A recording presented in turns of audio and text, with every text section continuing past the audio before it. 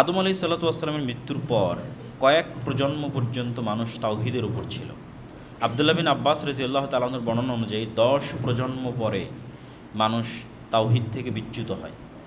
এক এক প্রজন্ম যদি 1000 বছর করে হয় হায়াত আদম আলাইহিসসালাতু ওয়াসসালামের মতো, তাহলে প্রায় 10,000 বছর পর নূহ আলাইহিসসালাতু ওয়াসসালামের আগমন ঘটে। আর যদি হায়াত কম থাকে তাহলে এর চেয়ে কম হবে। কিন্তু আদম আলাইহিসসালাতু ওয়াসসালাম যেহেতু প্রায় 1000 বছরের কাছাকাছি বেঁচে ছিলেন, নূহ আলাইহিসসালাম নিজেও যেহেতু 950 বছর বেঁচে ছিলেন কাছাকাছি, তো ওই সময় মানুষের হায়াতের ধরনটা এরকমই ছিল।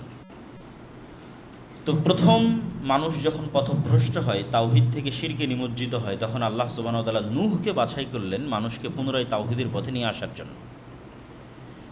নূহ আলাইহিসসালাতু ওয়াসসালামের পরে পৃথিবীতে মাত্র গুটি কয়েক মানুষ দ্বীনের উপর থাকলো, আর বাকি সব মানুষ পৃথিবী থেকে ধ্বংস হয়ে গেল। এরপরে আবার মানুষ যখন পথভ্রষ্ট হলো, তখন আল্লাহ সুবহানাহু ওয়া তাআলা ইব্রাহিম এবং ইব্রাহিমের পরিবারকে, নূহ আর আদমের সময় আল্লাহ পরিবার বলেননি, বলেছেন আমি আদমকে বাছাই করেছি, নূহকে বাছাই করেছি। আর ইব্রাহিমের সময় বললেন ওয়া আলা ইব্রাহিম, আর ইব্রাহিমের পরিবারকে বাছাই করেছি। ইব্রাহিম আলাইহিসসালাতু ওয়াসসালাম এবং তার পরিবারকে আল্লাহ বাছাই করলেন পৃথিবীতে তাওহীদের দাওয়াত ছড়িয়ে দেওয়ার জন্য। ইব্রাহিমের 2 সন্তান ইসহাক এবং ইসমাইল এবং তাদের পরবর্তী উত্তরসূরিরা। তারপরে আল্লাহ বলছেন ওয়া আলা ইমরান, যেটা আজকে আমাদের আলোচ্য বিষয়বস্তু, যেই নামে পবিত্র কোরআনের 2য় সূরা, যে আমি ইমরানের পরিবারকে বাছাই করলাম। ইমরান দ্বারা উদ্দেশ্য কি? কেউ বলেছেন মুসা এবং হারুন আলাইহিসসালাতু ওয়াসসালামের পিতার নাম ছিল ইমরান, ফলত এটার দ্বারা উদ্দেশ্য মূলত আলে মুসা, আলে হারুন, মুসা এবং হারুনের পরবর্তী বংশধর। আর কেউ বলেছেন যে মারিয়াম আলাইহিসসালাতু ওয়াসসালামের পিতার নাম ছিল ইমরান, এবং এটা ঠিক যে তার পিতার নাম ইমরান ছিল, এবং আল্লাহ সুবহানাহু ওয়া তাআলা মারিয়ামের মাকে ইমরাআতু ইমরান, ইমরানের স্ত্রী বলে সম্বোধন করেছে, ফলত তার বংশধর, তথা সে, তার স্ত্রী, তার কন্যা, তার কন্যার সন্তান, এবং এমনকি ইমরানের স্ত্রীর বোন, ইমরানের স্ত্রীর আপন বোন হচ্ছে জাকারিয়া আলাইহিসসালাতু ওয়াসসালামের স্ত্রী। তাহলে ইয়াহইয়া আলাইহিসসালাতু ওয়াসসালাম এবং ঈসা আলাইহিসসালাতু ওয়াসসালাম হচ্ছেন খালাতো ভাই। তো এই পুরো পরিবার আলে ইমরান। তো আল্লাহ সুবহানাহু তাআলা তাদেরকে বাছাই করলেন পৃথিবীতে তাওহীদের দাওয়াত, আল্লাহর বিধান, আল্লাহর দ্বীন ছড়িয়ে দেওয়ার জন্য, আলাল আলামিন, সারা পৃথিবীর মানুষের উপর। যুররিয়াতাম বা'দুহা মিন বা'দ আল্লাহু সামিউন আলিম, আর এরা কেউ বিচ্ছিন্ন নয়, সবাই কারো না কারো বংশধর, তথা কোনো না কোনোভাবে আলে ইমরানও আদম আলাইহিসসালাতু ওয়াসসালামের বংশধর, কোনো না কোনোভাবে আলে ইব্রাহিমও নূহ আলাইহিসসালাতু ওয়াসসালামের বংশধর। তাই একজন আরেকজনের বংশধর হওয়ার দ্বারা প্রমাণিত হয় যে তারা সবাই আদমের সন্তান, কেউ আল্লাহর সন্তান নয়, নবী যত বড়ই হোক। এটা বলে আল্লাহ সুবহানাহু ওয়া তাআলা এই মেসেজটা এখানে পরিষ্কার করে দিলেন শুরুতেই, যে যুররিয়াতাম বা'দুহা মিন বা'দ, সবাই একজন আরেকজনের বংশধর, তথা সবাই আদমের সন্তান। আল্লাহু সামিউন আলিম, আল্লাহ শোনেন এবং জানেন। আল্লাহ কি শোনেন? এই জায়গায় আল্লাহর শোনার গুণ উল্লেখ করার মহত্ব কি? এখানে আল্লাহর শোনার গুণ উল্লেখ করার মহত্ব হচ্ছে আল্লাহ মানুষের দোয়া শোনেন, এবং এখনই আল্লাহ ধারাবাহিক কয়েকটা দোয়ার কথা উল্লেখ করবেন যেগুলো তিনি শুনেছেন, এখনই উল্লেখ করবে কোরআনে। তাহলে আল্লাহ দোয়া শোনেন, সামিউদ দোয়া, মানুষের দোয়া শোনেন। আলিম, তিনি জানেন। এই জায়গায় জানা বলা দ্বারা উদ্দেশ্য কি? এই জায়গায় জানা বলা দ্বারা উদ্দেশ্য আল্লাহ জানেন খুব ভালোভাবে কাকে কখন নবী করতে হবে, কোন পরিবার থেকে নবী বাছাই করতে হবে, এবং কাকে কিভাবে কখন নবুয়তের দায়িত্ব দিতে হবে। এই বিষয়ে আল্লাহ সুবহানাহু ওয়া তাআলা খুব ভালো জানেন, ভালো জ্ঞান রাখেন। তারপরে আয়াতে আল্লাহ সুবহানাহু ওয়া তাআলা বলছেন ইয ক্বালাত ইমরাআতু ইমরান রব্বি ইন্নী নাযারতু লাকা মা ফি বাতনি মুহাররারা। এখানে একজন রাসূলের মায়ের জন্মের ঘটনা বর্ণনা করা হচ্ছে। কার মুখ দিয়ে বর্ণনা করা হচ্ছে? একজন রাসূলের নানির মুখ দিয়ে বর্ণনা করা হচ্ছে। রাসূল হচ্ছে ঈসা আলাইহিসসালাতু ওয়াসসালাম। এখনও তার জন্মের ঘটনা শুরু হয়নি। যেহেতু তার জন্মের ঘটনাটা পৃথিবীর ইতিহাসের অন্যতম ব্যতিক্রম ঘটনা, তাই ভূমিকা স্বরূপ আল্লাহ তার পূর্বে অনেকগুলো ঘটনা বলে নিচ্ছেন। ভূমিকা স্বরূপ ঈসা আলাইহিসসালাতু ওয়াসসালামের ঘটনা বলাই মূল উদ্দেশ্য, কিন্তু ঈসা আলাইহিসসালাতু ওয়াসসালামের ঘটনা পৃথিবীর এত ব্যতিক্রম ঘটনা যে ওটার প্রতি বিশ্বাস তৈরি করার জন্য প্রেক্ষাপট লাগে, এবং এই প্রেক্ষাপট ওই যুগের মানুষের জন্য দরকার ছিল। এত বড় ঘটনা ওই যুগের মানুষ দেখবে, তার আগে কিছু ঘটনা লাগবে। তো তার আগে ঘটনা শুরু হচ্ছে ঈসা আলাইহিস সালামের নানি ইমরাআতু ইমরান, ইমরানের স্ত্রী। মারিয়ামের মা, ঈসা আলাইহিস সালামের নানি। ইয ক্বালাত ইমরাতু ইমরান, মা, একজন নবীর মা কিভাবে জন্ম হচ্ছে আগে সেটা বলা হচ্ছে, তারপরে নবীর জন্ম। ইয ক্বালাত ইমরাতু ইমরান রব্বি ইন্নী নাযারতু লাকা মা ফি বাতনি মুহাররারা, যখন ইমরানের স্ত্রী তথা ঈসা আলাইহিস সালামের নানি মারিয়ামের মা বললেন, হে আল্লাহ, আমার পেটে যা আছে তা তোমার রাস্তায় মুহাররার করে দিলাম। মুহাররার মানে দুনিয়াবী সকল কাজ থেকে মুক্ত করে শুধু তোমার এবং তোমার দ্বীনের কাজ করবে, এই জন্য ওয়াকফ করে দিলাম। যেমন মানুষ নিজের সম্পত্তি আল্লাহর রাস্তায় ওয়াকফ করে দেয়, ঠিক নিজের সন্তানকে আল্লাহর রাস্তায় ওয়াকফ করে দিল। মুহাররার, স্বাধীন করে দিলাম। কি থেকে স্বাধীন করে দিলাম? আমার নিজের কাজ থেকে, দুনিয়ার কাজ থেকে, সব কাজ থেকে। বড় হয়ে আমাকে দেখতে হবে, আমাকে খাওয়াতে হবে, রুজি রুটি ইনকাম করতে হবে, এগুলো না। দুনিয়াবী সকল কিছু থেকে মুক্ত করে দিলাম তোমার রাস্তার জন্য। ফাতাকাব্বাল মিন্নি, অতএব আপনি আমার এই যে আমার সন্তানকে যে আমার পেটে এসেছে আপনার রাস্তার জন্য ওয়াকফ করে দিলাম, এই ওয়াকফ করাটাকে আপনি কবুল করেন। তো শুধু আল্লাহ সুবহানাহু ওয়া তাআলার কাছে চাইলেই এবং আল্লাহর রাস্তায় ওয়াকফ করে দিলেই বা কোনো নিয়ত করলেই ক্ষান্ত হয়ে যাওয়া উচিত নয়, বরং ওইটা যেন আল্লাহ কবুল করে তার জন্য দোয়াও করা উচিত, যেমন উনি করতেছেন। উনি তো এই পর্যন্ত বলেই থামতে পারেন যে আল্লাহ আমার পেটের সন্তান তোমার রাস্তা দিয়ে দিলাম, তারপরে বাক্য কি ফাতাকাব্বাল মিন্নি, আপনি আমার থেকে এটা কবুল করেন।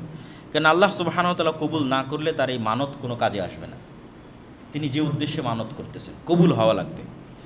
ইন্নাকা আনতাস সামিউল আলিম, আবারও একই কথা যে আপনি জানেন এবং আপনি শোনেন। তো কি শোনেন? ওই যে বললাম আল্লাহ দোয়া শোনেন, তো দোয়া কয়েকটা আসবে যে আল্লাহ শুনতেছেন, তার মধ্যে এটা একটা। ঈসা আলাইহিস সালাতু ওয়াস সালামের নানি দোয়া করতেছে, এটা আল্লাহ শুনতেছেন, সেটা একটা। আলিম, আর আপনি সব কিছু জানেন যে আমি কোন নিয়াতে, সঠিক নিয়াতে করছি না লোক দেখানোর নিয়াতে করতেছি, সব জানেন আপনি। তো যেহেতু আমার অন্তরের অবস্থা আপনি জানেন, অতএব আমার এই মানতকে আপনি কবুল করেন। এখানে আরও একটা জিনিস শুরুতেই বলে রাখি যে আল্লাহ সুবহানাহু ওয়া তাআলা একজন নবীর জন্মের ঘটনা পবিত্র কোরআনে বর্ণনা করছেন। তার নানির থেকে শুরু করেছেন, তারপরে তার মায়ের জন্ম হবে, মায়ের জন্মের ঘটনা বলবেন, তারপরে তার জন্মের ঘটনা বলবেন। তো এগুলো একটাও কিন্তু সরাসরি কোনো কিতাবের ওহী নয়, কেন এগুলো তো মানুষের জীবনের ঘটনা। এটা তাওরাত নয়, এটা ইঞ্জিল নয়। তাওরাত এবং ইঞ্জিল কি? যেখানে নামাজের কথা থাকবে, কালামের কথা থাকবে, দোয়া দরুদ শিখানো থাকবে। এটা তো একটা মানুষের জীবনে যে ঘটনা ঘটতেছে সেটা, একটা মানুষ কীভাবে জন্ম নিচ্ছে তার ঘটনা। তো একটা মানুষের জন্মের ঘটনাই মূলত তার হাদিস বা তার সিরাত, তার ইতিহাস। তাহলে যেখানে আল্লাহ সুবহানাহু ওয়া তাআলা পবিত্র কোরআনে আয়াত নির্ধারণ করছেন বিভিন্ন জনের জন্মের ঘটনা বর্ণনা করতে, এখান থেকে আমাদের শিক্ষা নেওয়া উচিত যে আল্লাহ সুবহানাহু ওয়া তাআলা কোরআনের আয়াতের অংশ করেছেন অতীতের নবীদের হাদিসকে, অতীতের নবীদের ইতিহাসকে। তাহলে আমার নবীর ইতিহাস যদি আমি না জানি, আমার নবীর পরে যদি আর কোনো নবী আসতো, তাহলে আমার নবীর হাদিস ওই কিতাবের অংশ হতো। কিন্তু আমার নবীর পরে তো আর কোনো নবী আসবে না, ফলত পরবর্তী কোনো কিতাবের অংশ হওয়ার সুযোগ পায়নি। কে সুযোগ পায়নি পরবর্তী কিতাবের অংশ হওয়ার? সহিহ বুখারী সুযোগ পায়নি, সহিহ মুসলিম সুযোগ পায়নি। মানে বুখারী এবং মুসলিমে যে হাদিস আছে, এই হাদিসগুলো পরবর্তীতে কোনো আসমানি কিতাব আসলে সেই আসমানি কিতাবগুলোর আয়াত হতো। যেমন ঈসা এবং মারিয়ামের জন্মের ঘটনা কোরআনের আয়াত হয়েছে। ফলত রাসূল সাল্লাল্লাহু আলাইহি ওয়াসাল্লামেরও ইতিহাস এবং সিরাত জানা এবং হাদিস জানার গুরুত্ব আছে। এটা এখান থেকে আমাদের শিক্ষা নিতে হবে। ফালাম্মা ওয়াদাআতহা ক্বালাত রব্বি ইন্নী ওয়াদাতুহা উনসা। আল্লাহর রাস্তায় কোনো একজনকে ওয়াকফ করা হলে স্বাভাবিকভাবেই মানুষের মাথায় এটাই আসবে, দ্বীনের দাওয়াত দেওয়া, ইবাদত বন্দেগী করা, আল্লাহর রাস্তায় জিহাদ করা পুরুষ মানুষেরই কাজ। অতীত থেকে এটাই হয়ে এসেছে। তো ইমরানের স্ত্রী তো এটাই ভাববেন যে তার পেটে আল্লাহ পুরুষ সন্তান দিয়েছেন, যদি আল্লাহ তার দোয়া কবুল করে থাকেন। আর যদি আল্লাহ কবুল করে না থাকেন তাহলে হয়তো নাও দিতে পারেন। ফালাম্মা ওয়াদাআতহা ক্বালাত রব্বি ইন্নী ওয়াদাতুহা উনসা। কিন্তু যখন উনি বাচ্চা প্রসব করলেন, ঈসা আলাইহিস সালামের নানি যখন তার মাকে জন্ম দিলেন, তখন তিনি দেখলেন যে তিনি কন্যা সন্তান প্রসব করেছেন। তখন তিনি বলছেন বিস্ময়, আফসোস, আল্লাহর সিদ্ধান্তকে উপেক্ষা করে নয়, কিন্তু আশ্চর্য যে আমি যে দোয়া করলাম সেই দোয়া কবুল হতে হলে তো পুরুষ সন্তান লাগবে। তো বিস্ময় নিয়ে বলছেন রব্বি ইন্নী ওয়াদাতুহা উনসা, আল্লাহ আমি তো মেয়ে সন্তান প্রসব করেছি, তাহলে আমার দোয়ার কী হবে, আমার ওয়াকফ এবং মানতের কী হবে? তো আল্লাহ বলছেন আল্লাহু আ'লামু বিমা ওয়াজাত। এটা কি আল্লাহর জন্য নতুন নাকি? আল্লাহ তো আগে থেকেই জানে তোমার পেটে কী আছে। আল্লাহ আজাল থেকেই জানেন, লাউহে মাহফুজ থেকেই জানেন, অতীত থেকে অনাদি থেকেই জানেন, এবং যখন তোমার পেটে আসে তখনও জানেন। এটা আল্লাহর জন্য আশ্চর্য না। আল্লাহু আ'লাম, আল্লাহ খুব ভালো জানে তোমার পেটে কী আছে এবং তুমি কী সন্তান প্রসব করছো। তবে ওয়ালাইসা যাকারু কাল উনসা, এই বাক্যটা হচ্ছে আমাদের জন্য সবচেয়ে শিক্ষণীয়, যে আল্লাহ সুবহানাহু ওয়া তাআলা এই বাক্যের যদি আমরা অর্থ করি, শাব্দিক অর্থ না করে বোঝানোর মতো যদি অর্থ করি, যে সব ছেলে কি এই মেয়ের মতো হতে পারবে যে মেয়ে এখন তোমার পেটে জন্ম নিচ্ছে? পৃথিবীর কোটি কোটি ছেলে মিলেও মারিয়াম আলাইহিস সালাতু ওয়াস সালামের মতো সম্মানিত হতে পারবে না, ওই জায়গা ওই মর্যাদায় পৌঁছতে পারবে না পৃথিবীর কোটি কোটি ছেলে।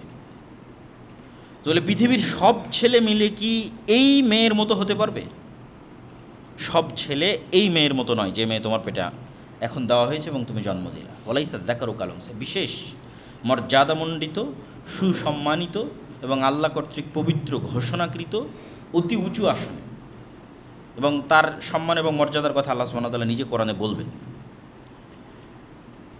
তো এটার থেকে যেটা আমাদের জন্য শিক্ষা, সেটা হচ্ছে সকল কিছুই মানুষ যখন অকল্যাণকর মনে করে তখন সেটা অকল্যাণকর, আর মানুষ যখন কল্যাণকর মনে করে তখন কল্যাণকর। এটা আসলে হয় না। আল্লাহর হিকমতে আল্লাহ ভালো জানেন কোনটা কল্যাণকর কোনটা অকল্যাণকর। ফলে তো সবসময় আপনার সিদ্ধান্তই ঠিক হবে, আর আপনি তাৎক্ষণিক আপনার চাওয়া না পেলে হতাশ হবেন, এটা নয়। ওর মধ্যে আল্লাহ কী হিকমত রেখেছেন আপনি জানেন না। যেমন মারিয়ামের মা জানতো না যে মারিয়ামের পেটে পৃথিবীর ইতিহাসের অন্যতম শ্রেষ্ঠতম একজন নবীর জন্ম হবে, ঈসা আলাইহিস সালাতু ওয়াস সালাম, তাও বিনা পিতায়। এটা কি মারিয়ামের মা জানে? জানে না। কিন্তু এটা আল্লাহ আগে থেকে জানেন। ফলত আল্লাহ তার সন্তানকে কিসের জন্য প্রস্তুত করতেছেন এটা তার তিনি জানেন না, কিন্তু আল্লাহ জানেন। ওয়া ইন্নী সাম্মাইতুহা মারিয়াম, আর আমি তার নাম রাখলাম মারিয়াম। ওয়া ইন্নী উঈযুহা বিকা ওয়া যুররিয়াতাহা মিনাশ শাইতানির রাজীম, আর তার মা দোয়া করে বলছেন, হে আল্লাহ, আমার এই মেয়ে সন্তান এবং তার পরবর্তী বংশধরকে আমি তোমার আশ্রয় প্রার্থনা করছি শয়তান থেকে। আমার এই মেয়ে এবং তার পরবর্তী বংশধরের জন্য আশ্রয় প্রার্থনা করছি শয়তান থেকে। তাহলে একটা সন্তান জন্মের পর একজন মায়ের কি চিন্তা হতে পারে? সন্তানের খাওয়া, সন্তানের দুধ, সন্তানের স্বাস্থ্য, পালস ঠিক আছে কিনা, অক্সিজেন ঠিক আছে কিনা, ডাক্তার কি বলতেছে। আরও যখন আস্তে আস্তে বড় হবে তখন তার রিজিক, খাওয়া দাওয়া, ক্যারিয়ার, শিক্ষা। আমাদের বাবা মায়ের চিন্তা এটাই। কিন্তু মারিয়ামের মায়ের মুখ দিয়ে কী উচ্চারিত হলো? আল্লাহ, আমার এই মেয়েটা সুস্থ থাকুক, এই মেয়েটার খাবারের ব্যবস্থা করে দাও, দুধ পাচ্ছে না দুধের ব্যবস্থা করে দাও। না, উঈযুহা বিকা ওয়া যুররিয়াতাহা মিনাশ শাইতানির রাজীম, আল্লাহ শয়তান থেকে আশ্রয় দাও। তাহলে একজন মুমিন মায়ের চিন্তা তার সন্তানের বিষয়ে কি হতে পারে, সেটার শিক্ষা, মানে সন্তান লালন পালনের ইমানই ভিত্তি কি হতে পারে সেটার শিক্ষা এখানেই আছে। সেটা হচ্ছে ইমান এবং শয়তানের ষড়যন্ত্র থেকে শয়তানকে সুরক্ষার চিন্তাই একজন মা এবং একজন পিতার সবার আগে প্রাধান্য দিতে হবে। এবং আল্লাহ সুবহানাহু ওয়া তাআলা এই দোয়া কবুল করো তো মারিয়াম এবং তার সন্তানকে এমনভাবে শয়তানের স্পর্শ থেকে হেফাজত করেছেন যে যেই স্পর্শ প্রত্যেক আদম সন্তানের জন্য লাজেম ছিল সেটা থেকে হেফাজত করেছেন। সেটা যে জন্মের পরে প্রত্যেক আদম সন্তান শয়তানের স্পর্শে আসে, এটা রাসূল সাল্লাল্লাহু আলাইহি ওয়াসাল্লামের সহিহ হাদিস। এবং শয়তানের স্পর্শেই সে জন্মের পরে কেঁদে ওঠে। কিন্তু শুধু দুইজনকে শয়তানে স্পর্শ করার সুযোগ পায়নি এই দোয়ার কারণে। সেই দুইজন হচ্ছে মারিয়াম এবং মারিয়ামের সন্তান ঈসা আলাইহিস সালাতু ওয়াস সালাম। তাদেরকে বিশেষভাবে আলাদা করা হয়েছে শয়তানের সংস্পর্শ থেকে এই দোয়ার কারণে। ফাতাকাব্বালাহা রাব্বুহা বিকবুলিন হাসানিন ওয়া আম্বাতাহা নাবাতান হাসানা ওয়া কাফফালাহা জাকারিয়া। আল্লাহ ইমরানের স্ত্রীর যে মানত, এই মানতকে আল্লাহ কবুল করেছেন। ওই যে কবুল করাটা কবুল করেছেন। ওয়া আম্বাতাহা নাবাতান হাসানা, আর যেভাবে একটা গাছকে পরিচর্যা করে বড় করা হয়, আম্বাতা নাবাত মানে গাছ রোপণ করে বড় করা, যেভাবে একটা গাছকে পরিচর্যা করে বড় করা হয়, আল্লাহ ওইভাবে মারিয়ামের পরিচর্যা করত, তাকে বড় করলেন। ওয়া আম্বাতাহা নাবাতান হাসানা, এবং আল্লাহর হিকমত এবং আল্লাহর পরিকল্পনা অনুযায়ী। ওয়া কাফফালাহা জাকারিয়া, আর মারিয়ামের দায়িত্ব নিল তার খালু জাকারিয়া। এবং মারিয়াম আলাইহিস সালাতু ওয়াস সালামের দায়িত্ব তার খালু কিভাবে পেলেন তার বর্ণনা যেহেতু আল্লাহ নিজেই সামনে দিবেন, এই জন্য এখন আর এটা বলতেছি না। সামনে যখন আয়াত আসতেছে তখন এটা বলবো যে মারিয়াম আলাইহিস সালাতু ওয়াস সালামের খালু জাকারিয়ার দায়িত্ব কিভাবে পেলেন। তারপর আল্লাহ বলছেন, কুল্লামা দাখালা আলাইহা জাকারিয়াল মিহরাব ওয়াজাদা ইনদাহা রিজকা। যখনই মারিয়াম আলাইহিস সালাতু ওয়াস সালামের যে মেহরাব, ইবাদতের যে জায়গা, সেই ইবাদতের জায়গায় যখনই জাকারিয়া আলাইহিস সালাতু ওয়াস সালাম প্রবেশ করতেন, তখনই সেখানে তিনি ফলমূল খাদ্যদ্রব্য দেখতে পেতেন। ক্বালা ইয়া মারিয়াম, তিনি বললেন মারিয়াম, আন্না লাকি হাযা, এগুলো কই থেকে আসে? ক্বালাত হুয়া মিন ইনদিল্লাহ, তিনি বললেন এগুলো আল্লাহর পক্ষ থেকে আসে।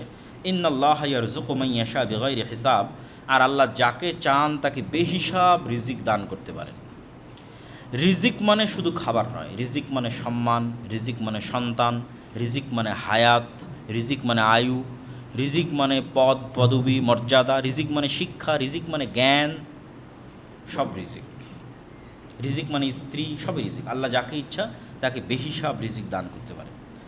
তো এই দৃশ্য জাকারিয়া আলাইহিস সালাতু ওয়াস সালামের হৃদয়কে নাড়িয়ে দিল। জাকারিয়া আলাইহিস সালাম দেখলেন যে আল্লাহ নিয়মের বাইরেও কিছু করে থাকেন, হিসাবের বাইরেও রিজিক দিয়ে থাকেন, মানুষের চোখে অসম্ভব দরজাকেও আল্লাহ খুলে দিয়ে থাকেন। একটা প্রয়োজন জাকারিয়া আলাইহিস সালামের ছিল, তিনি সেইভাবে আল্লাহর কাছে চাননি, কেন? ওটার কোনো সম্ভাবনা ছিল না। কিন্তু মারিয়ামের সাথে এই ঘটনা জাকারিয়া আলাইহিস সালামের চোখ খুলে দিল যে মারিয়ামকে যদি আল্লাহ সুবহানাহু ওয়া তাআলা দুনিয়ার নিয়মের বাইরে, দুনিয়ার লজিকের বাইরে, দুনিয়ার ফিজিক্সের বাইরে আল্লাহ সুবহানাহু ওয়া তাআলা এইভাবে খাবার পাঠাতে পারেন, তাহলে আমার যে একটা প্রয়োজন আছে ওটা তো আল্লাহ দিতে পারেন। ওটা যে অসম্ভব মনে হতো উনি চাননি এতদিন, এবার উনি চাইবেন সাথে সাথে। তখনই হুনালিকা দাআ জাকারিয়া রাব্বাহ, তিনি ওই মুহূর্তেই তার রবের কাছে এমন কিছু চাওয়ার ইচ্ছা করলেন যা বাহ্যিক দৃষ্টিতে দীর্ঘদিন তার কাছে অসম্ভব মনে হয়েছে, এই জন্য চাননি। কিন্তু মারিয়ামের এই ঘটনা দেখে তিনি চাইলেন, কি বললেন? রব্বি হাবলি মিল্লাদুনকা যুররিয়াতান তাইয়্যিবাহ, হে আল্লাহ, মারিয়ামকে যদি আপনি অসময়ে খাবার দিতে পারেন তাহলে আমাকেও তো সন্তান দিতে পারেন। দীর্ঘদিন থেকে এটা আমার চাওয়া ছিল, কিন্তু চাওয়ার সাহস করিনি, কেন? অসম্ভব। কেন অসম্ভব? ওটা তিনি নিজেই ব্যাখ্যা করবেন। ইন্নাকা সামিউদ দুআ, আর আপনি তো দোয়া শুনেন। ইমরানের স্ত্রীর দোয়া শুনেছেন, মারিয়ামের মায়ের দোয়া শুনেছেন, আপনি দোয়া শুনেন। ওই যে আগে বলে এসেছে সামিউন, আল্লাহ শুনেন। কি শুনেন? সামিউদ দোয়া, দোয়া শুনেন। আল্লাহ সর্বশ্রোতা, মানুষের দোয়া শুনেন। এখানে এই আয়াত থেকে দুটো পয়েন্ট আমাদের বের করতে হবে। একটা পয়েন্ট হচ্ছে আল্লাহ যখনই কাউকে সন্তান দেওয়া বা সন্তান চাওয়ার কথা উল্লেখ করেছেন, তখন তার যে গুণের কথা বলেছেন সেটা ওয়াহাবা ইয়াহিবু, ওয়াহাব। আল্লাহ সুবহানাহু তাআলা দয়ালু, ওয়াহাব মানেও আল্লাহ দয়ালু, আল্লাহ দেন। রহমান মানেও দয়ালু, রহিম মানেও দয়ালু। কিন্তু ওয়াহাবের যেটা দেওয়া সেটা হচ্ছে না চাইতেই, অথবা বিনিময় ছাড়াই, অথবা অসম্ভব কিছু, অথবা সে হকদার নয়, অথবা সে যোগ্য নয়, তারপরেও আল্লাহ সুবহানাহু ওয়া তাআলা নিজের দয়ায় দিয়ে দেন, এটাকে বলে ওয়াহাব। হ্যাঁ, আপনি দিতে পারেন, আমাকে দেন। আরেকটা কি এখান থেকে? তয়্যিবাহ, পবিত্র বংশধর দেন। তিনি তো শুধু সন্তান চাইতে পারতেন, কিন্তু তিনি চাইলেন পবিত্র বংশধর, পবিত্র সন্তান। তাহলে মুমিনের দোয়া শুধু সন্তান চাওয়ার দোয়া কখনোই হওয়া উচিত নয়, বরং মুমিনের দোয়া হবে এমন সন্তান চাওয়ার দোয়া যে হবে পবিত্র, সৎ। যেমনটা জাকারিয়া আলাইহিস সালাতু ওয়াস সালাম দোয়া চাচ্ছেন, তিনি শুধু সন্তান চাচ্ছেন না, বলছেন পবিত্র সন্তান, পবিত্র বংশধর। ফানাদাতহুল মালাইকাতু ওয়া হুয়া কায়িমুন ইউসাল্লি ফিল মিহরাব। জাকারিয়া আলাইহিস সালাতু ওয়াস সালাম ইনস্ট্যান্ট এই দৃশ্য দেখে ইনস্ট্যান্ট দোয়া করলেন। এবার ইমিডিয়েট সাথে সাথেই আল্লাহ সুবহানাহু ওয়া তাআলা ফেরেশতা দিয়ে তাকে উত্তর দিচ্ছেন। যখন তিনি তার সালাত শেষই করেননি, তিনি সালাতে দাঁড়িয়ে দোয়া করতেছেন, সালাত শেষই করেননি, তখনই ফেরেশতা তাকে ডাক দিয়ে বলছে, ইন্নাল্লাহা ইউবাশশিরুকা বিয়াহইয়া মুসাদ্দিকাম বিকালিমাতিন মিনাল্লাহ ওয়া সাইয়্যিদান ওয়া হাসূরান ওয়া নাবিয়্যাম মিনাস সালিহিন। আল্লাহ তোমাকে সুসংবাদ দিচ্ছে একটা সন্তানের, তার নামও আল্লাহ বলে দিচ্ছে। এবং আমরা যখন সূরা মারিয়ামের অনুবাদ করব তখন এটার সাথে আরও কিছু তথ্য যুক্ত হবে। আল্লাহ সুবহানাহু তাআলা একটা সন্তানের সুসংবাদ দিচ্ছে, তার নামও বলে দিচ্ছে, তার নাম হবে ইয়াহিয়া। তার গুণ কী হবে? এক, মুসাদ্দিকাম বিকালিমাতিন মিনাল্লাহ, অচিরেই আল্লাহর একটা কালিমা আসবে, সেই কালিমাকে সে সত্যায়ন করবে। আল্লাহর কালিমা হচ্ছে ঈসা আলাইহিস সালাতু ওয়াস সালাম। আল্লাহর এই কালিমার উপর প্রথম ঈমান আনয়নকারী হচ্ছে ইয়াহইয়া আলাইহিস সালাতু ওয়াস সালাম। মানে মারিয়ামের পবিত্রতা এবং মারিয়ামের সন্তানের নবুয়তের উপর প্রথম ঈমান আনয়নকারী ইয়াহইয়া। এটা আল্লাহ আগেই বলে দিচ্ছেন, সে মুসাদ্দিকাম বিকালিমাতিন মিনাল্লাহ, আল্লাহর একটা কালেমা অচিরেই আসবে, সেই কালেমার সে সত্যায়নকারী হবে। ওয়া সাইয়্যিদান, সে নেতা হবে। ওয়া হাসূরান, হাসুর মানে ধৈর্যশীল, ধৈর্যের সর্বোচ্চ চূড়ায় পৌঁছলে হাসুর বলা হয়। ধৈর্যের সর্বোচ্চ চূড়া কী হতে পারে? সেটা হচ্ছে হাসুর। এবং এত সর্বোচ্চ ধৈর্য যে বিভিন্ন ইতিহাস গ্রন্থে, তাফসির গ্রন্থে, বাইবেল, তাওরাত, বিভিন্ন সব জায়গায় বর্ণিত হয়েছে যে ইয়াহইয়া আলাইহিস সালাতু ওয়াস সালামের সর্বোচ্চ ধৈর্য ধারণের স্তরে তিনি যেটা পৌঁছেছিলেন তার একটা স্তর হচ্ছে মানুষের যৌন কামনার উপর ধৈর্য ধারণ। ফলত তার কখনো কোনো স্ত্রী গ্রহণ বা নারী সংস্পর্শ গ্রহণের কখনো প্রয়োজনই হয়নি। তিনি ধৈর্যের এত সর্বোচ্চ স্তরে পৌঁছে গেছিলেন। ওয়া নাবিয়্যাম মিনাস সালিহিন, তিনি সর্বোচ্চ স্তরের ধৈর্য ধারণকারী হবেন, নবী হবেন, সৎ কর্মশীল বান্দাদের অন্তর্ভুক্ত হবেন। এতগুলো গুণ আল্লাহ সুবহানাহু ওয়া তাআলা ইয়াহইয়ার জন্য বললেন। কোন ইয়াহইয়া? যে জাকারিয়া এখন মারিয়ামের খালু, যিনি এখন তার সন্তানের জন্য দোয়া করছেন, তার যে সন্তান হবে তার গুণ বলছেন। তা আল্লাহ সুবহানাহু ওয়া তাআলার এই ভবিষ্যৎবাণী শোনার পর জাকারিয়া আলাইহিস সালাতু ওয়াস সালাম বিশ্বাস করতেন যে আল্লাহ তাকে চাইলে সন্তান দিতে পারে, কিন্তু সত্যি সত্যি আল্লাহ তাকে সন্তান দিয়ে দিবেন এত বড় আশা উনি করেননি। আর এত দ্রুত আল্লাহ তার দোয়া কবুল করবেন, এটা যেন মেঘ না চাইতে বৃষ্টির মতো।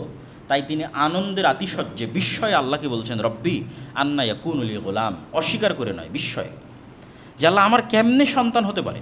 অকাদ বালাগানিয়াল কিবার, আমি তো বৃদ্ধ হয়ে গেছি। ওয়ামরাআতি আকির, আমার স্ত্রী বন্ধ্যা। সন্তান হওয়ার কোনো দুনিয়াবি লজিক নাই।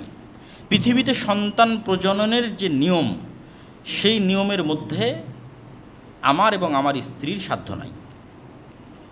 ক্বালা কাযালিকা আল্লাহু ইয়াফআলু মা ইয়াশা, আল্লাহ বললেন যে আল্লাহ এভাবেই যা ইচ্ছা তাই সৃষ্টি করতে পারেন।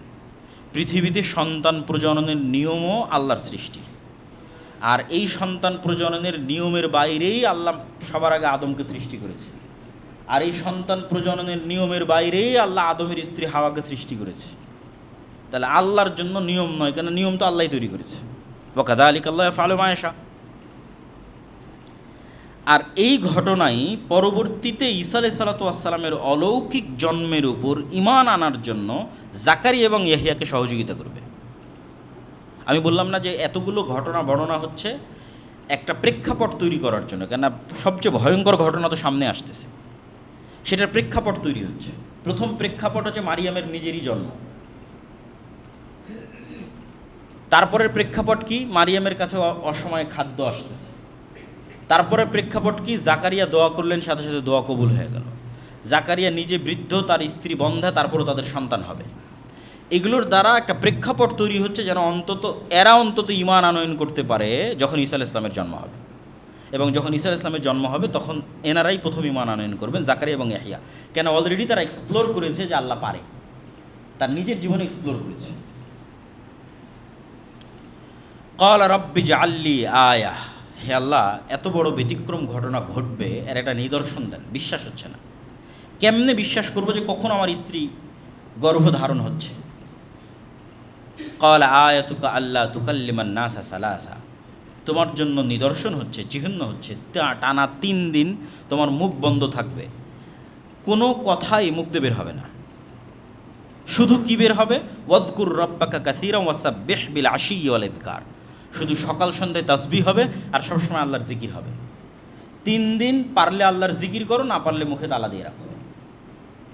মুখে তালা থাকবে, মানুষের সাথে কোনো কথা হবে না, যদি মানুষের সাথে খুব জরুরি প্রয়োজন হয় ইশারায়,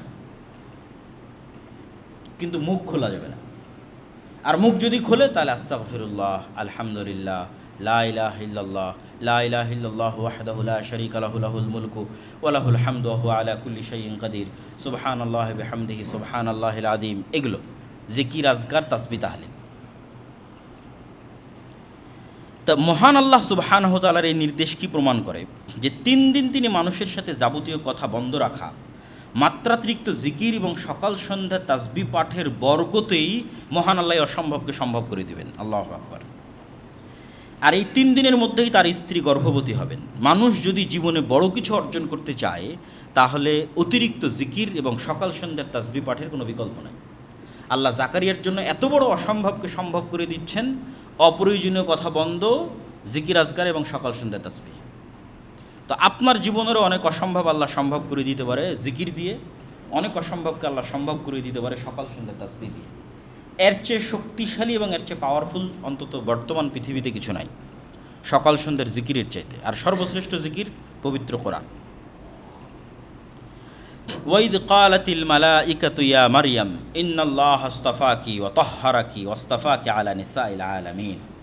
এবার মূল ঘটনার প্রেক্ষাপট তৈরি করা সম্পূর্ণ। এবার আল্লাহ মারিয়ামকে বলছেন ফেরেশতাদের মাধ্যমে, হে মারিয়াম, ইন্নাল্লাহা আসতাফাকি, আল্লাহ তোমাকে বাছাই করেছেন, ওয়া তাহহারাকি, এবং আল্লাহ তোমাকে পবিত্র করেছেন, ওয়াসতাফাকি আলা নিসাইল আলামিন, আর আল্লাহ তোমাকে বাছাই করেছেন সারা পৃথিবীর সকল মহিলার উপর। ধারাবাহিকভাবে আমি বলে যাচ্ছি। স্মরণ করুন সেই সময়ের কথা যখন ফেরেশতারা বলল, হে মারিয়াম, আল্লাহ নিশ্চয় তোমাকে মসজিদে আকসার খেদমতের জন্য বাছাই করেছেন। এটা প্রথমবার তার মায়ের মানতের কবুলিয়াতে মসজিদে আকসার খেদমতের জন্য বাছাই করেছেন, যা মূলত তার মায়ের মানতের কবুলিয়াত ছিল। আর তিনি তোমাকে তোমার মায়ের দোয়া অনুযায়ী শয়তানের প্ররোচনা থেকে পবিত্র করেছেন। আর মারিয়াম আলাইহিস সালাতু ওয়াস সালামের সর্বোচ্চ পবিত্রতা কী ছিল? শারীরিকভাবে আল্লাহ তাকে পবিত্র করেছিলেন হায়েজ এবং নিফাস থেকে। তিনি কখনো কোনো দিন হাইজা হননি এবং তার নেফাস হয়নি সন্তান প্রসবের পর। আর শারীরিক পবিত্রতার সর্বোচ্চ স্তর ছিল আল্লাহ সুবহানাহু ওয়া তাআলা তাকে পুরুষের সংস্পর্শ থেকে চিরদিনের জন্য পবিত্র করেছিলেন। আর মানসিকভাবে আল্লাহ সুবহানাহু ওয়া তাআলা তোমাকে সকল গুনাহ এবং গুনাহের চিন্তা থেকে পবিত্র করেছে। আর এইভাবেই মহান আল্লাহ সুবহানাহু ওয়া তাআলা এবার দ্বিতীয়বার বাছাই করছে, ওয়াসতাফাকে আলা নিসাইল আলামিন, সারা পৃথিবীর সকল মহিলার মধ্যে আল্লাহ তোমাকে বাছাই করেছে পিতাবিহীন ঈসা আলাইহিস সালাতু ওয়াস সালামের মা হওয়ার জন্য। সমগ্র পৃথিবীর সকল নারীদের মধ্যে আল্লাহ তোমাকে বাছাই করেছেন। তো অলৌকিক সন্তানের সুসংবাদ আসার পূর্বেই মহান আল্লাহ তার মায়ের পবিত্রতার সর্বোচ্চ সাক্ষ্য দিলেন। কেন এখন অলৌকিক সন্তানের সংবাদ আসবে, তা আগেই তার পবিত্রতার ঘোষণা আল্লাহ দিয়ে দিলেন। তারপর আল্লাহ বলছেন, ইয়া মারিয়াম কুনুতি লিরাব্বিকি ওয়াসজুদি ওয়ারকাই মা'আর রাকিঈন। যখনই কেউ মহান আল্লাহর মনোনীত বান্দা হয়, যখন আল্লাহর বিশেষ কোনো দয়া এবং রহমত পায়, তখন দায়িত্ব বেড়ে যায়। কিসের দায়িত্ব বাড়ে? রবের শুকরিয়া আদায়ের দায়িত্ব বাড়ে। তো যেহেতু আল্লাহ আগের বাক্যে বললেন, মারিয়াম তোমাকে এত এত নেয়ামত রহমত বরকতের জন্য আমি বাছাই করেছি, এবার তোমার কাজ কি? তোমার কাজ হচ্ছে, হে মারিয়াম, তুমি তোমার রবের একনিষ্ঠ অনুগত হও, লম্বা সময় সালাতে দাঁড়িয়ে থাকো, বেশি বেশি সিজদা করো, এবং মসজিদে আকসায় রুকুকারীদের সঙ্গে জামাতে রুকু করো। মেয়েরা যেমন মসজিদে ইতিকাফ করতে পারে, তেমনি তারা চাইলে জামাতেও সালাত আদায় করতে পারে, যা এই আয়াত থেকে স্পষ্ট বোঝা যায়। আর এই আয়াত থেকে আরও একটা জিনিস বোঝা যায় যে মানুষের জীবনের প্রকৃত মর্যাদার যে সিক্রেট, সর্বোচ্চ সম্মানের আসীন হওয়ার যে সিক্রেট, সেই সিক্রেটটা হচ্ছে আল্লাহর সামনে বিনয় হওয়া, আল্লাহর অনুগত হওয়া, পবিত্র থাকা, বেশি বেশি জিকির আজকার করা, জামাতে সালাত আদায় করা, এবং রুকু করা এবং অতিরিক্ত সিজদা করা, যেগুলো আল্লাহ মারিয়ামের জন্য বললেন, যেগুলো আল্লাহ জাকারিয়ার জন্য বললেন। এগুলোই পৃথিবীতে এবং পরকালে সর্বোচ্চ সম্মানে সম্মানিত হওয়ার সিক্রেট, যা আল্লাহ তাদের জন্য নির্ধারণ করে দিলেন। যালিকা মিন আম্বাইল গায়বি নুহিহি ইলাইক ওয়া মা কুনতা লাদাইহিম ইয ইলকুনা আকলামাহুম আইয়ুহুম ইয়াকফুলু মারইয়াম ওয়া মা কুনতা লাদাইহিম ইয ইখতাসিমুন। এবার ওই যে জাকারিয়া আলাইহিস সালাতু ওয়াস সালাম মারিয়ামের দায়িত্ব নিয়েছিলেন, ওই দায়িত্বটা তিনি কিভাবে পাচ্ছেন সেটা বলতে গিয়ে আল্লাহ ভূমিকাটা এভাবে ধরলেন যে জাকারিয়া, ইয়াহিয়া এবং মারিয়াম সম্পর্কে এতক্ষণ যা আলোচিত হয়েছে, এবং ঈসা আলাইহিস সালাতু ওয়াস সালামের জন্ম এবং তার পরবর্তী ঘটনা যা আলোচিত হবে কোরআনে, এগুলো সব গায়েবের সংবাদ, যা আমরা ওহীর মাধ্যমে আপনাকে জানাচ্ছি, হে মুহাম্মদ সাল্লাল্লাহু আলাইহি ওয়াসাল্লাম। হে মুহাম্মদ সাল্লাল্লাহু আলাইহি ওয়াসাল্লাম, এই ঘটনাগুলোর সময় আপনি সেখানে উপস্থিত ছিলেন না। আবার আপনি নিজে জেরুজালেম বা ফিলিস্তিনের বাসিন্দাও নন যে মানুষের মুখে মুখে শুনবেন, বরং আপনি জেরুজালেম থেকে 1000 কিলোমিটার দূরে মক্কার অধিবাসী। আর আপনি পড়ালেখাও জানেন না যে কোনো কিতাব অধ্যয়ন করে মানুষের সামনে এগুলো বলবেন। আর মক্কায় কোনো আহলে কিতাব বসবাস করতো না, মানে কোনো ইহুদি খ্রিস্টান বসবাস করতো না যে তাদের থেকে শুনে আপনি এটা বলবেন। আর আহলে কিতাবের এক অংশ তো মারিয়ামের সন্তানকে আল্লাহর সন্তান মনে করে, আর এক অংশ তথা ইহুদিরা তো মারিয়ামকে ব্যভিচারী মনে করে, নাউজুবিল্লাহ। আর এক অংশ তো ঈসা আলাইহিস সালাতু ওয়াস সালাম মারা গেছেন মর্মে বিশ্বাস করে। আর আপনি মুহাম্মদ সাল্লাল্লাহু আলাইহি ওয়াসাল্লাম সর্বপ্রথম কোরআনের মাধ্যমে এই তিনটা জিনিস পরিষ্কার করে দিচ্ছেন। কি কি পরিষ্কার করছেন? মারিয়াম আলাইহিস সালাতু ওয়াস সালাম পবিত্র, সেটা পরিষ্কার করছেন। আর কি পরিষ্কার করছেন? ঈসা আল্লাহর সন্তান নয়, এটা পরিষ্কার করছেন। আর কি পরিষ্কার করছেন? ঈসা মারা যায়নি, সেটা পরিষ্কার করছেন। কেউ জানতো না পৃথিবীতে। এগুলো সব আমি আপনাকে আল্লাহ সুবহানাহু ওয়া তাআলা ওহীর মাধ্যমে জানিয়ে দিচ্ছে। এটা রাসূল সাল্লাল্লাহু আলাইহি ওয়াসাল্লামের সত্য ওহীর হওয়ার প্রমাণ বহন করে। তো এইরকম একটা ছোট্ট ঘটনা এবার আমি আপনাকে জানাই। এই প্রেক্ষাপটে আল্লাহ বলতেছেন সেই ঘটনা কি, কীভাবে মারিয়ামের দায়িত্ব পেলেন জাকারিয়া। যখন মারিয়ামের জন্ম হয় তখন তার দায়িত্ব কে নিবে তা নিয়ে বিতর্ক তৈরি হয়। মসজিদে আকসায় ইবাদতকারী আল্লাহর প্রিয় বান্দারা সবাই চায় মারিয়ামের দায়িত্ব নেওয়ার জন্য, যেহেতু তার পিতা ছিল না। এটাকে তারা কল্যাণকর এবং নেকির কাজ মনে করছিল। তো যখন তারা সবাই দায়িত্ব নিতে চাইল, তখন তারা সিদ্ধান্ত নিল যে আমরা লটারি করব এবং লটারির মাধ্যমে নির্ধারিত হবে কে মারিয়ামের দায়িত্ব নেবে। এবং লটারির ধরন ছিল সবাই কলম পানিতে নিক্ষেপ করবে, নদীতে অথবা এমনি পানিতে। যদি স্রোতস্বিনী নদীতে নিক্ষেপ করে তাহলে কলম স্রোতের বিপরীতে যাবে, আর যদি স্বাভাবিক পানিতে নিক্ষেপ করে সব কলম ডুবে যাবে, যার কলম ভেসে থাকবে সে মারিয়ামের দায়িত্ব পালন করবে।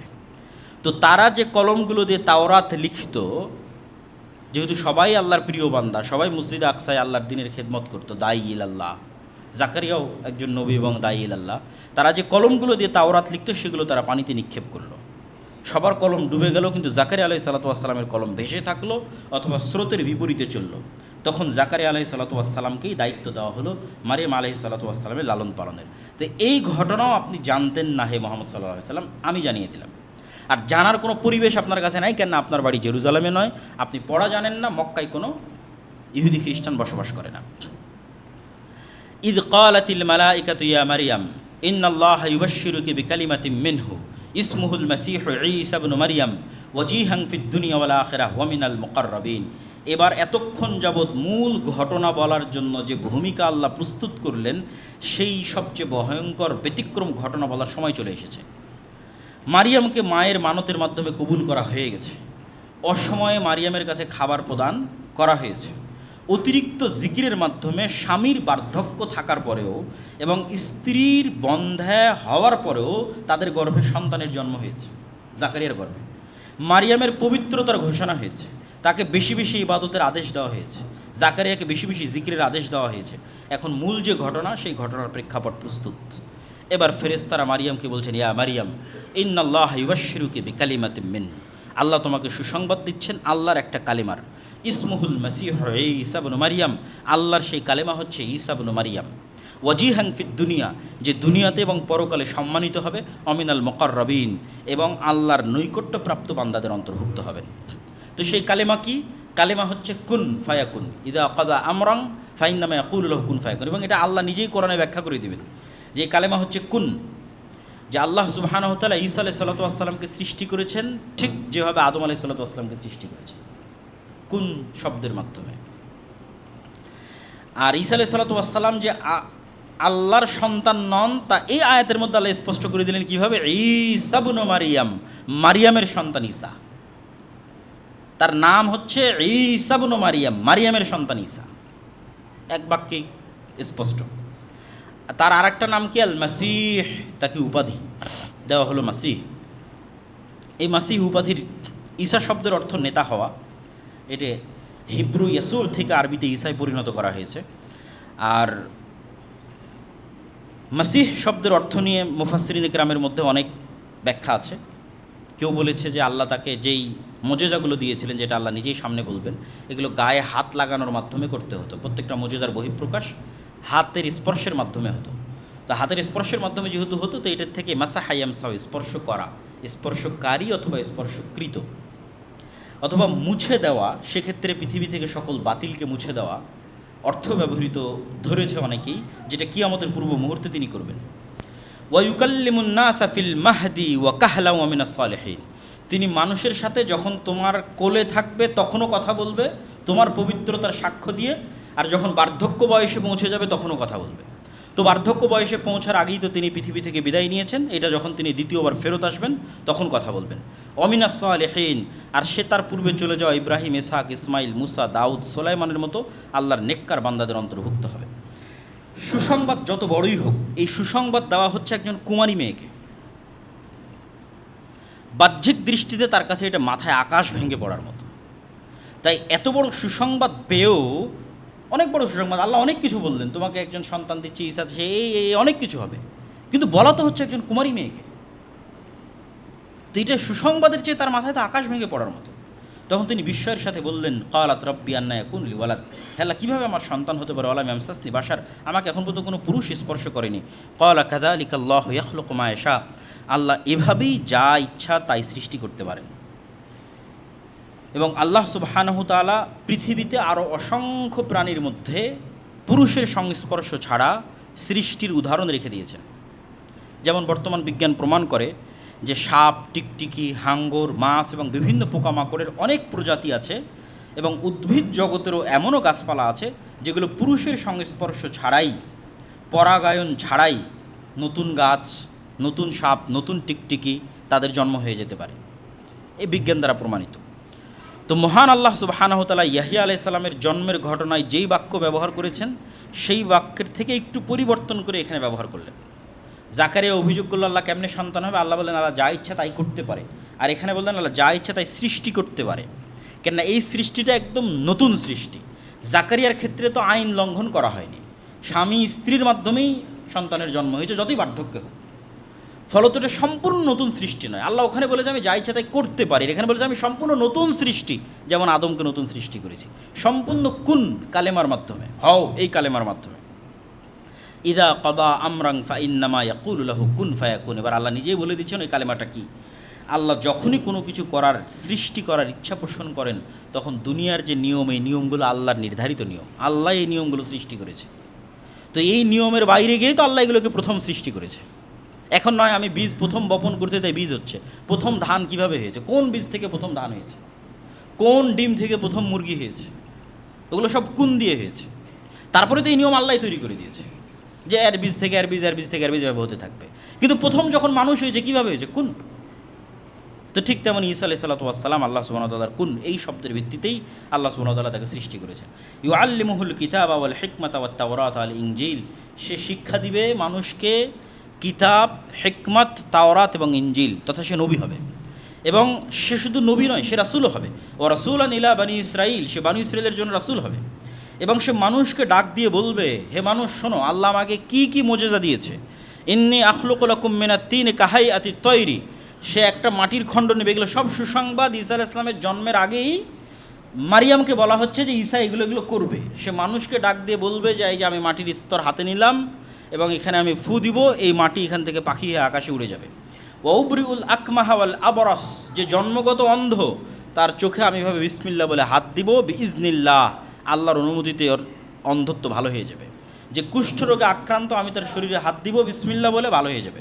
ওহিল মাউতা বিইজনিল্লাহ, সবচেয়ে আশ্চর্য হচ্ছে আমি একদম মৃত মানুষকেও জীবিত করতে পারবো। ঈসা আলাইহিস সালাম বলবেন এবং তিনি বাস্তবে করেছেন। তো মৃত মানুষকে তিনি বিসমিল্লাহ বলে জীবিত করবেন। ও উনাব্বিউকুম বিমা তাকুলুনা ফি বুয়ুতিকুম ওয়া মা তাদাখিরুন। আর কে আজকে কি খেয়েছে বাড়িতে আর কার বাড়িতে কি আছে সব বলে দিতে পারবেন। এবং এই পয়েন্টেই মূলত ঈসা আলাইহিস সালামের সাথে তার অনুসারীরা ঠাট্টা করত। এই পয়েন্টটাতে যখন মুসা আলাইহিস সালাম এগুলো সব মুজিজা দেখালেন, তো মুজিজা দেখে মানুষের অন্তর নরম হয়ে ঈমান আনার কথা। কিন্তু বানু ইসরাঈলের ক্ষেত্রে যেটা বারবার ঘটেছে, বড় বড় মুজিজা দেখেও তাদের অন্তর নরম হয়। তো ঈসা আলাইহিস সালামের সাথে তারা এটা ঠাট্টা করতো বারবার। বলেন তো আজকে আমি কী খেয়ে এসেছি, বলেন তো আজকে কি এখনই আমি কী খেয়ে আসলাম, আজকে বলেন দেখে আমার বাড়িতে কী আছে। তো বারবার এই প্রশ্নের মাধ্যমে ঈসা আলাইহিস সালামকে মূলত ঠাট্টা করা হতো। কিন্তু তিনি বলতে পারতেন। কিন্তু এটা বলতে পারাটা তো মূল উদ্দেশ্য নয়। মূল উদ্দেশ্য তোমরা আমাকে নবী হিসেবে মানো এবং আল্লাহর আনুগত্য করো। কিন্তু ওইটার জন্য বারবার এসে বলতে থাকা, এটাই হচ্ছে নবীকে অস্বীকার করার শুরু। ومصدقا لما بين يدي من التوراة وليحل لكم بعض الذي حرم عليكم وجئتكم بآية من ربكم فاتقوا الله وأطيعون। আর আমি নতুন কোনো দাওয়াত নিয়ে আসিনি। মূসা আলাইহিস সালাতু ওয়াস সালাম যে দাওয়াত দিয়ে গেছে তাওরাতের মাধ্যমে, ওইটারই সত্যায়ন করতে এসেছি। একই কথা মুহাম্মদ সাল্লাল্লাহু আলাইহি ওয়াসাল্লাম বলেছে, আমি নতুন কোনো দাওয়াত নিয়ে আসিনি। তোমাদের কাছে ঈসা আলাইহিস সালাম যে দাওয়াত দিয়ে গেছে ইনজিলে, মূসা যে দাওয়াত দিয়ে গেছে তাওরাতে, ওটাই নিয়ে এসেছে। এটা ঈসা আলাইহিস সালাম বলতেছেন যে আমি নতুন কোনো দাওয়াত নিয়ে আসিনি, তাওরাতে যেটা আছে ওটাই। ওয়ালিউহিল্লা লাকুম বা'দাল্লাযী হুররিমা আলাইকুম, তবে তোমাদের আমলের কারণে আল্লাহ কিছু কিছু জিনিস তোমাদের উপর হারাম করে দিয়েছিলেন। ওই জিনিসগুলো আসলে হারাম হওয়ার যোগ্য নয় বা আল্লাহর বিধানে হারাম নয়, কিন্তু তোমাদের কারণে স্পেশালি হারাম করা হয়েছিল। ওগুলো আমি কিছু কিছু তোমাদের জন্য হালাল করে দেবো। যেমন উটের গোস্ত, চর্বি, এগুলো বানু ইসরাঈলের জন্য শাস্তিস্বরূপ হারাম ছিল। ইন্না রব্বি ওয়া রব্বুকুম ফা'বুদু হাদা সিরাতুম মুস্তাকিম, এটাও ঈসা আলাইহিস সালামের কথা। আমি আর তোমরা তোমাদের সবার প্রতিপালক আল্লাহ, অতএব ইবাদত হবে আল্লাহর। এটা কেন বলা হচ্ছে? এত এত মুজিজা থাকার পরও ঈসা আলাইহিস সালাম কি ইবাদতের যোগ্য? অলৌকিক জন্ম থেকে শুরু, মায়ের কোলে কথা বললেন, অলৌকিকভাবে জন্ম নিলেন, তার মায়ের কাছে অলৌকিকভাবে খাবার আসতো, জীবিতকে মৃত করলেন, মাটি থেকে উড়ন্ত পাখি তৈরি করলেন, সবার অসুস্থতা ভালো করে দিলেন, পুরো জীবনটাই অলৌকিকতায় ভরপুর।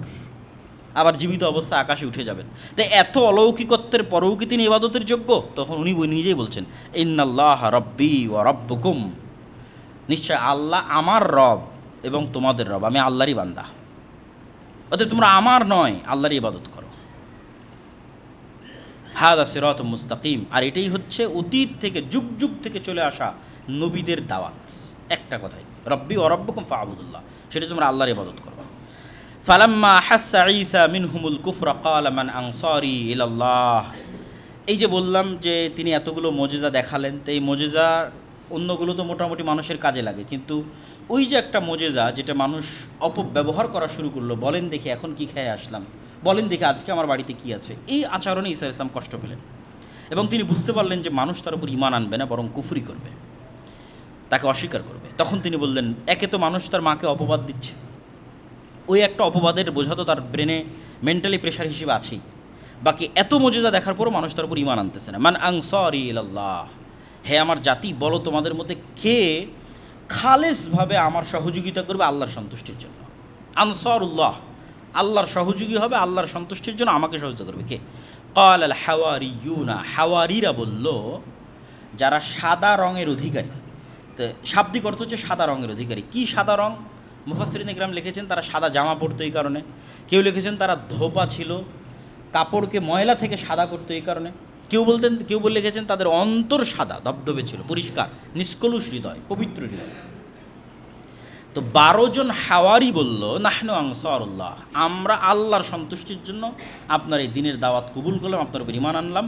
ওয়াশহাদ বিআন্না মুসলিমুন, যদিও প্রথম ঈমান এনেছে জাকারিয়া আলাইহিস সালাতু ওয়াস সালাম, প্রথম ঈমান এনেছে ইয়াহইয়া আলাইহিস সালাতু ওয়াস সালাম, এবং ইয়াহইয়া এবং ঈসা আলাইহিস সালাতু ওয়াস সালাম তারা একই সাথেই তৎকালীন পৃথিবীতে দাওয়াতি কাজ করতেন, 2-3-4 বছরের ছোট বড়। ইয়াহইয়া আলাইহিস সালাতু ওয়াস সালাম 3-4 বছরের বড়, আর ঈসা আলাইহিস সালাতু ওয়াস সালাম 3-4 বছরের ছোট।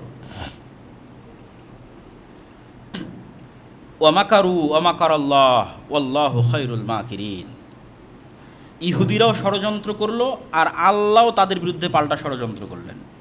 আর আল্লাহ যদি পাল্টা ষড়যন্ত্র করেন সেটাকে আর কেউ বাধা দিতে পারে না। তো কি হলো? এই আয়াতের ব্যাখ্যা কি, এই ধারাবাহিকতায় আয়াত কেন আসলো?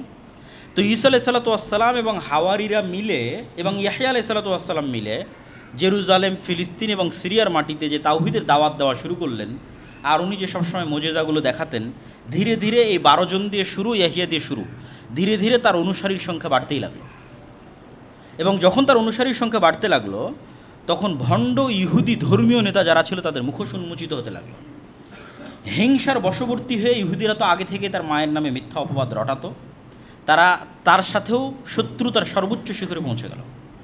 এবং কোনো কিছুতেই যখন ঈসা আলাইহিস সালামের দাওয়াত থামানো সম্ভব হচ্ছিল না, তখন রোমান শাসকের সহযোগিতা নিয়ে ঈসা আলাইহিস সালামকে এবং ইয়াহইয়া আলাইহিস সালামকে, 2 জনকে হত্যার ষড়যন্ত্র করা হলো। এবং ইতিহাস বলে যে 3 জনকেই, মানে ইহুদি খ্রিস্টানদের দাবি অনুযায়ী 3 জনকেই হত্যা করা হয়েছে।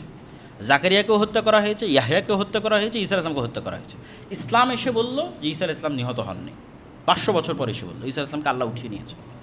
কিন্তু জাকারিয়া এবং ইয়াহইয়া আলাইহিস সালামের বিষয়ে ইতিহাসে মোটামুটি প্রসিদ্ধ যে তাদেরকে ইহুদিরা সাকসেসফুলি হত্যা করেছে। এবং 2 জনেরই হত্যার জন্য ভিন্ন ভিন্ন ঘটনা প্রচলিত আছে, সত্য মিথ্যা আল্লাহ ভালো জানে। জাকারিয়া আলাইহিস সালামের জন্য প্রচলিত আছে তিনি একটা গাছের মধ্যে আশ্রয় নিয়েছিলেন, পুরো গাছ করাত দিয়ে কেটে ফেলা হয়েছিল এবং তিনিও সেখানে নিহত হয়েছিলেন।